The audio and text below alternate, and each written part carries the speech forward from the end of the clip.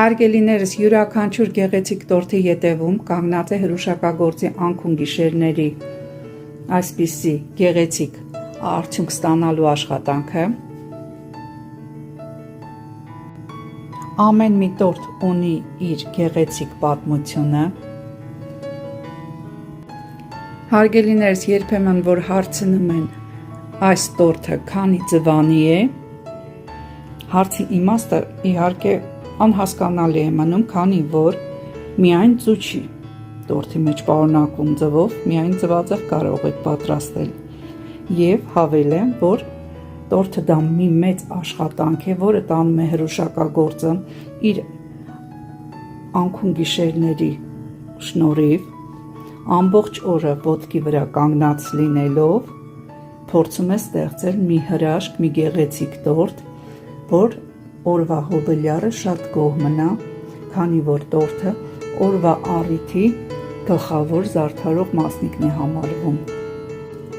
Հավելեմ նաև, որ շատերը մտածում են, թե քանի հատ ձու է մեջը պարունակում ձվի գնի արժողությամբ էլ պիտի արժենա տորթը, այդպես չէ, հարգելիներս։ Յուրաքանչյուրս անգամ տան տնտեսուհիները, երբ որ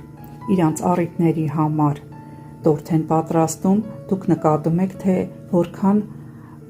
աշխատատար է այդ պրոցեսը, որքան կեղտոտ ամաններ են մնում կադրից դուրս,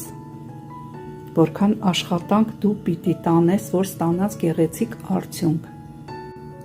Անգամ մինիմալիստական դիզայն ունեցող տորթն էլ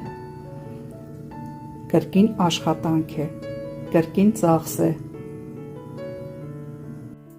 Հավելեմ նաև, որ իմ տորթերի մեջ կրեմը պարտադիր զելանդական կարագով է, բարձրորակ խտացրած կաթով է, հումքը ամբողջովին ձու է, ոչ մի քիմիական հավելումներ ես չեմ օգտագործում, իր շոկոլադ է, բարձրորակ Կալիբու ֆիրմայի և ամբողջովին տնական և բնական հումք, որից մենք ստանում ենք այսպիսի համեղ տորթ, որ հոբելյարը շատ գոհ է մնում և նշում է, որ ամբողջը վերջացավ, մենք տուն տորթ չտարանք։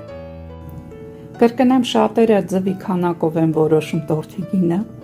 և նաև լինում են պահեր, որ իրանք են որոշում, ինչ գնանոց տորթ դու պիտի պատրաստես և զանգում հարցնում են 3-4 հազարի սահմաններում ելակներով կամ ընկույզով մենք տորթ ենք ուզում մաքուր կարագով։ Հարգելիներս, նման գնի սահմաններում նման տորթ դուք չեք կարող ստանաք հաշվի առնելով գնային քաղաքականությունը, որ խանութներում ամեն ինչ շատ թանկ է և դուք էլ թե ցանկություն ունեք 3-4 հազարի սահմաններում ինքներդ էլ կարող եք գնել և ինքներդ պատրաստեք, տեսնեք դուք կարող եք ստանաք այդ գնի սահմաններում ձեր ցանկացած տորթը։